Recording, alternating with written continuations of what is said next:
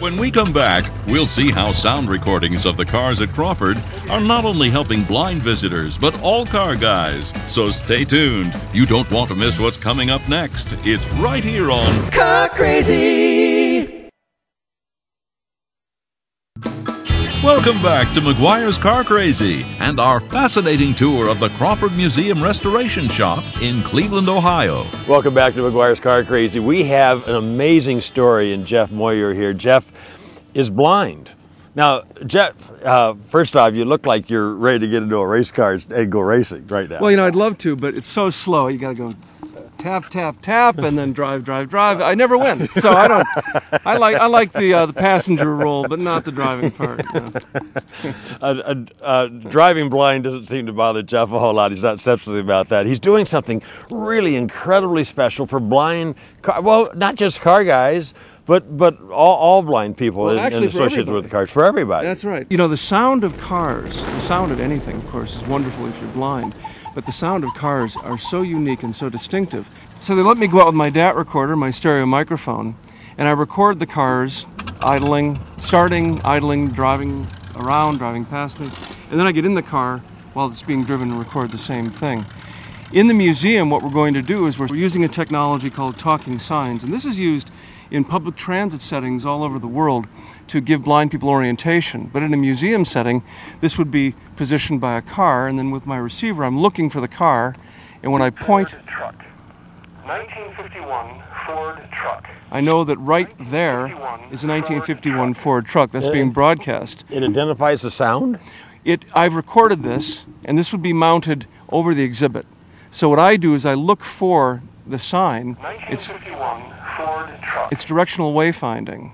So we'll put this on the exhibit so you can find where the exhibit is. If you're blind and you're looking at a car, you want to know what the whole thing looks like first. Okay. So I feel the entire car, the shape of it, or the truck, or whatever it is. And there's also a scale model, 6 foot tall, as if someone's standing there, so you get the scale of how big the thing is. Then there's 5 buttons, and you hit the first button and you get the recording I made, the car from the outside, starting, idling, driving, coming back, stopping. Secondly, what it sounds like inside the car. Third, the label, what everyone else is reading, so you get the text read aloud. The fourth, an oral history about the car, a first-person account of what that car meant to somebody. And the fifth is period music. So you learn the schema of that. Now I'm ready to look at the car. And there's a tactile guide on the floor that takes you to the car, and I can now touch the car knowledgeably and know that that front fender has this curved design, or, oh, I'm at the back of the car, I can perceive it.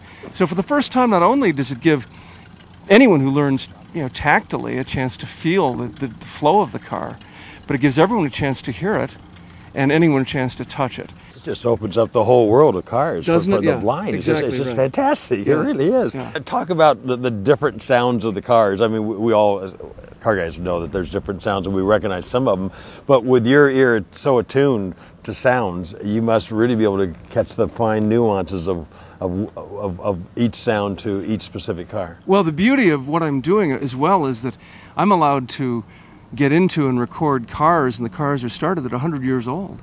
And who's heard the sound of a 1902 Oldsmobile or a 1903 Cadillac?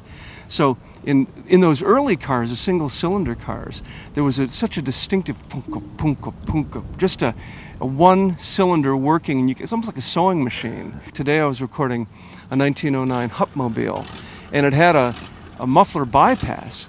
And when that thing was opened up, that thing roared. And it was designed because people loved that sound. It's really, even in 100 years ago, they were marketing to people's sense of speed and sound.